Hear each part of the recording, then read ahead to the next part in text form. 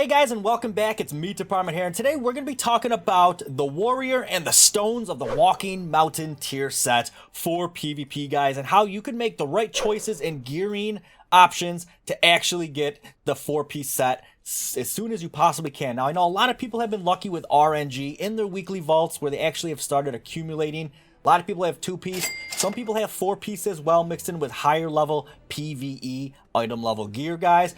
But in case you're like me and you don't have any of the set pieces here, guys, yeah, you basically want to gear yourself the best that you can so that when the catalyst becomes active in 10.05, you're going to be able to start turning your actual Crimson Gladiator pieces into the tier sets, guys. So basically what you do here every week, you go up to the Great Vault, and I'm on the PTR right now, so I'm opening up my loot for arms on the PTR. Let's see what it actually shows me here for options.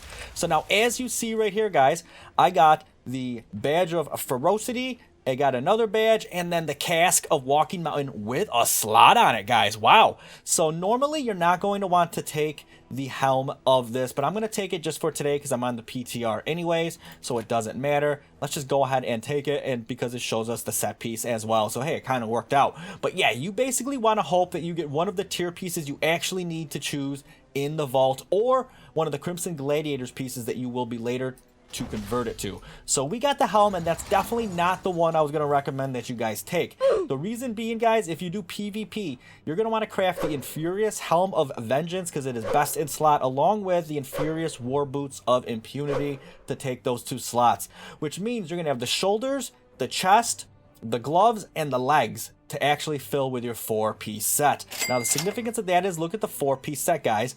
It does give the 2-piece mortal strike and cleave damage and chance to critically strike increased by 10%. So a 10% better chance to crit on mortal strike, and it's going to do 10% more damage as a result.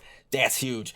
Then when you move up to the 4-piece, guys, mortal strike, cleave, and execute critical strikes increase your damage and critical strike chance by 5% for 6 seconds. So that's pretty much enough to keep it 100% buff uptime as long as you're able to hit something, guys. Because mortal strikes can have anywhere from a 5.8 or less second cooldown depending on your haste and all that stuff, guys. So you're pretty much looking at a permanent 15% critical strike chance and damage boost to mortal strike, and execute gets a little bit of love as well, which works out good because if you take executioner's precision, execute helps buff mortal strike as well, so that does help. And sharpened blades overall helps your execute critical strike chance and more mortal strike execute damage as well. So all this stuff works together. It's going to make arms absolutely beast. So now that's why you don't want to take the helm.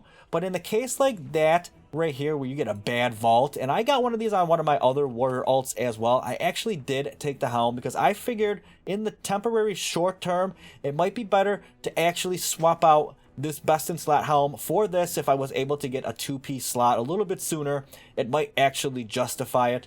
But I would definitely always recommend focusing on these shoulders, chest, gloves, and legs, guys. So what you want to do is, if your vault doesn't have an actual good piece of the Walking Mountain set for you, now this one had a actual trinket prismatic socket on it, so that actually worked out good. But the downfall is there's no versatility on the helm or the gloves, guys, so you got to keep that in mind. Whereas the Infurious Helm of Vengeance does have versatility on top of that awesome embellished enemies who damage you sometimes take damage stat.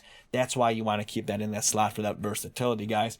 That means the only piece that's not going to have versatility from your tier set are going to be the gloves. So luckily it's not one of the major slots like shoulders, chest, or legs. Those all will have versatility on them, so it's a good sacrifice to make. So you want to focus on getting the Crimson Gladiators plate set if you can. I got the shoulders here, so that's going to be the first piece I actually use the catalyst on to actually make it the set piece.